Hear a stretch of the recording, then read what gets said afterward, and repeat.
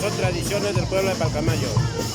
Esta es la famosa mesa de onza que se estila hacer todos los años, justo en las fiestas patrias de todos los barrios. Esto se realiza, preparada por las lindas manos de unas madrecitas hermosas que lo quieren mucho al barrio de Ochonga. Estas son las comidas tradicionales para todos los donantes, tanto del toro, el castillo, los que los colaboran para nuestro barrio. Ellos lo disfrutan todo esto y lo preparan con mucho cariño, lo preparan con mucho amor para nuestro barrio. Acá gozando la fiesta del 28 de julio acá en el distrito de Palcamayo con esta prestigiosa banda en la plaza central de Palcamayo.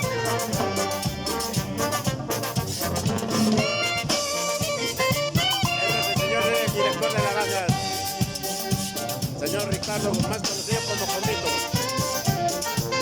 de Expresión a Lima, Juanito Guarochirán, que todo le gusta a Palcamayo, siempre se ha caracterizado por la música guarochirana.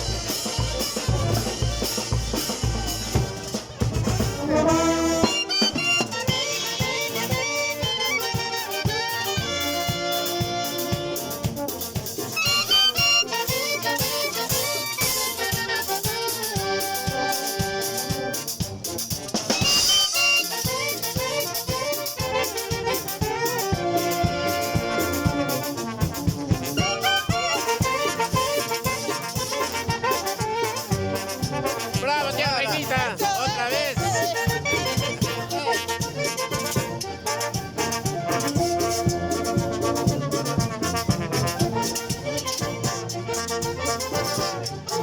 Vas a meterle una trinada, viejo.